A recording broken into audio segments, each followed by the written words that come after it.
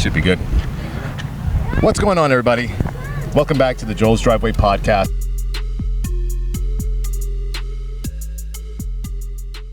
I'm here with Tim and his beautiful show car here.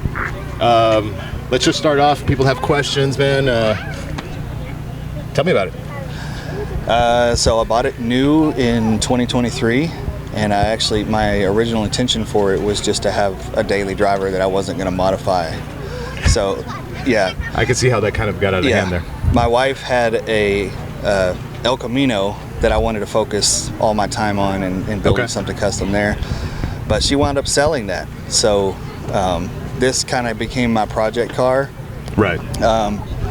Until I put so much time and money into it that I decided to get a regular daily, and now it's just my show car. So you were mentioning that this is now complete for this year, right? Yep. That this is pretty much, this is going to be the look for 2025. Yeah. An amazing car too. Thanks. So who did this is paint, by the way. Yep. So which shop did the paint work? So RK Customs. I had gone to a different shop originally, wasn't really happy with the work that they were doing, and I had RK Customs recommended to me, and man, now I wouldn't go anywhere else. Really? Yeah, they do amazing work. Very nice, man. Yeah. I love the build, dude. Yeah, amazing build. I think as far as the Kraken team goes, which they have a lot of big show cars, I think this is one of a very unique build, and you could just tell the level of detail. Just amazing, man. Thanks. Very clean, and I love the green, and yes, it just works. Appreciate it. But yeah, man. So, what got you into cars? I guess it probably all started back in 2008. I was kind of fresh out of the military, and I got a job that gave me a car allowance. And with the amount that they were giving me, I could afford something kind of sporty. And I got in searching online, and I wound up buying a Pontiac Solstice. Probably a lot of people watching this don't even know what that is. I'll put a picture of it right here. Yeah. What year was it? It was brand new, 2008. 2008. Yeah. Pontiac Solstice. Yeah. Wow. What happened to that one? So the first one, I totaled it, smashed it into a tree, and ouch. That was it was a base model, and I wound up going straight back to the dealership, and I got the Turbo GXP Solstice after that.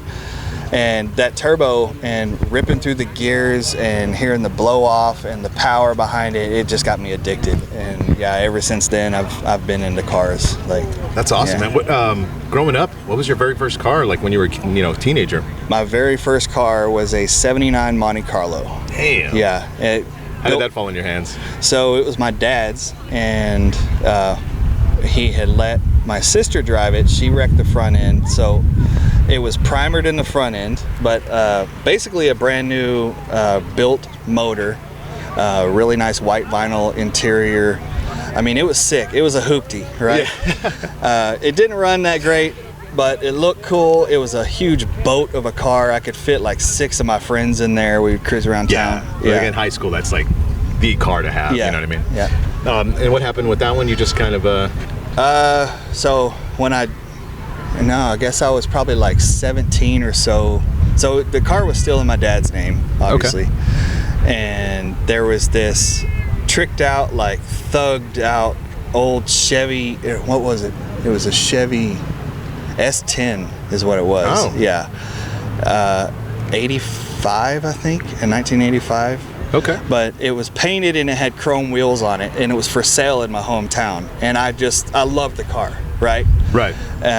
And I convinced my dad to let me trade the Monte Carlo for that truck, and he told me I would regret doing that. And for sure, yeah, dude. 10 years later, I'm like, what the hell was I thinking? That truck broke down, and it was basically junkyard. It was compared to a '79 Monte Carlo, I should have kept that car. That is wild, man. Were you turning wrenches around that time, working on your own stuff, or did that come later? Back then, I was more into like stereos, so I was like the Monte Carlo. I put 215s in the trunk. Damn. And yeah, me and my brother actually built the box in my dad's shop and did all the install and stuff. Well, that car would have the room for it for sure. Yeah. Jeez, the box 215s. The box was massive. Yeah. Massive. Yeah. So you did mostly kind of stereo installs and little by little. I think, Yeah. I mean, because that's pretty much what I did as well. I didn't really, I wish I had like, Homeboy, his Integra, I had one of those growing up. I didn't do a thing on it. I should have. Yep. Like, I didn't even do no oil changes, and that's probably why I crapped out. But like, as far as stereo systems, all day. I Yep. would, Yep. I had my 212s in the back. No other room for anything else back there, and sure enough, we could probably fit about 5 people back Yeah, there. So exactly. it was just a fun car For to a high have, school man. kid, that's your dream. Yeah, that's it. Cruise around with your homies. It was the best, Loud man. music. Yeah, Yeah. for sure, man. Yeah. What do you like about coming to events? I see you come to them a lot. Is there something? Is it the winning? You do win a lot, man. Oh, well, not as much as I want. But I so- see you win a lot, dude. Yeah. But elaborate, man. What do you like about coming out here?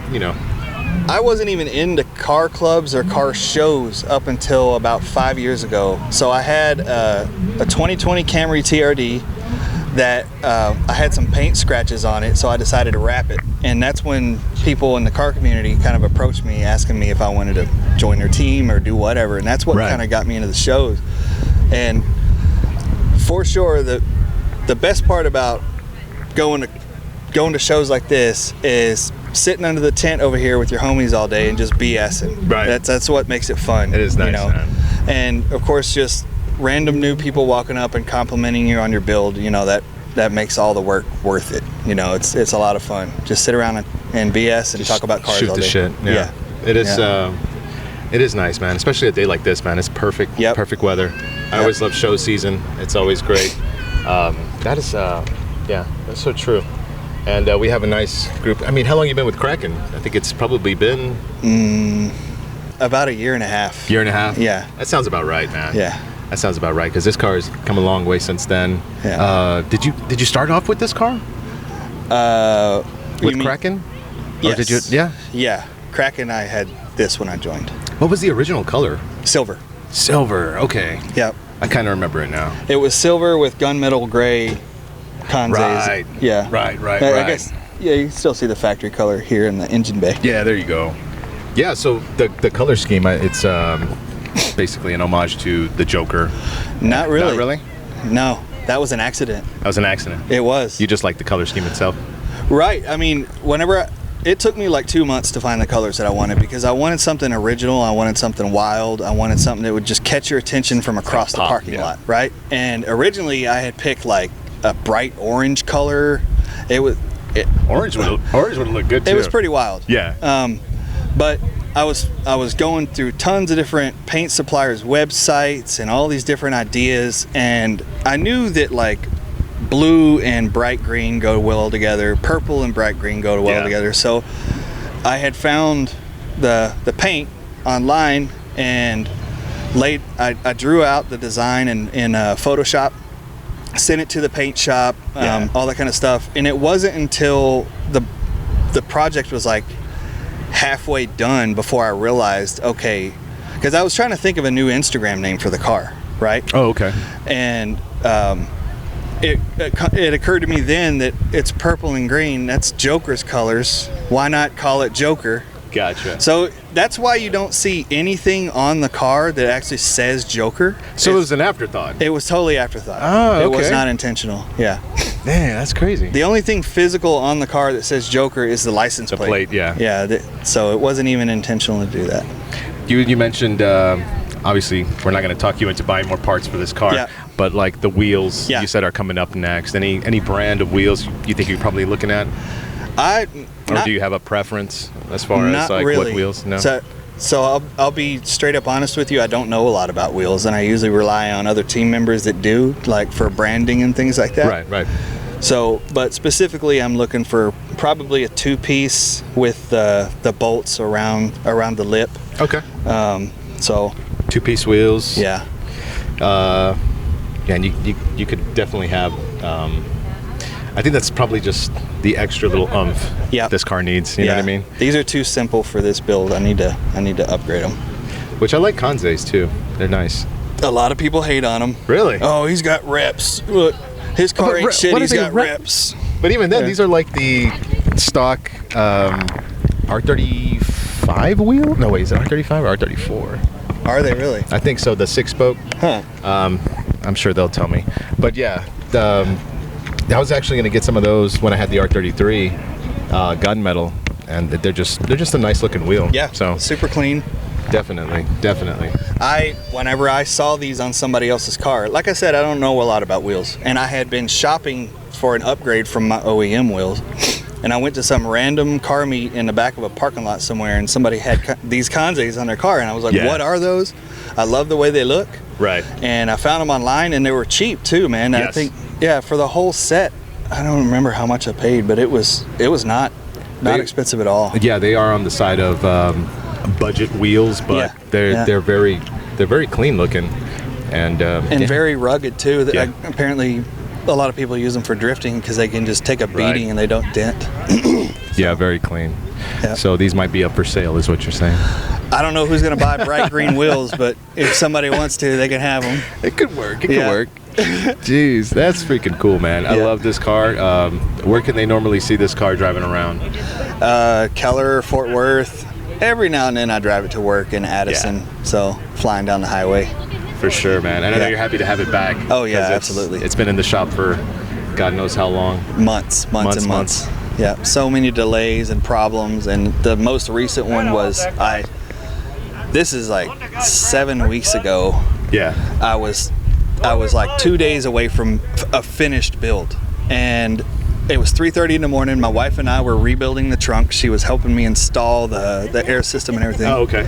Oh, wow. Yeah. And I went to go close the garage door, and I forgot my passenger door was up, and garage like it is door. right now. Yeah, the garage door caught on it. Did it?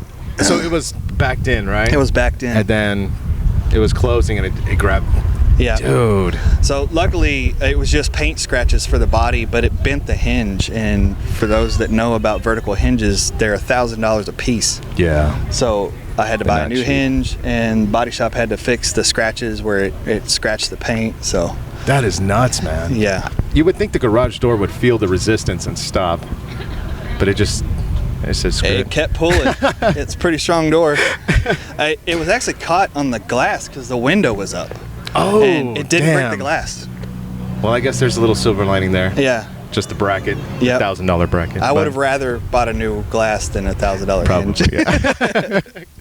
No, for sure. I love the interior detail. Thanks. You and me were talking about the shop that did your pretty much your whole interior wrap pieces and everything, and I might reach out to them. Yeah. Definitely loving the seats. Those are custom seats. I think that green. And did you send them a sample of the green? No, actually, so the color of green for the interior originated by buying the bespoke Brahms seats from Brahms. So that's actually a color that they offer on their bespoke section. Oh, okay. Yeah. So then that was the That's primary. That's where that green came from for the rest of the interior.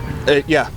And I was hoping it would be a close match to the body color, and it actually wound up almost exactly matching. Yeah, it looks so great. it was kind of lucky it turned out that way. And then with the roll cage Yep. to complement everything else together, and that carbon fiber. I'm going to show you guys in a little bit that carbon fiber with the purple weave in between. Yeah. Just perfect, man. Yeah. That looks so good back there.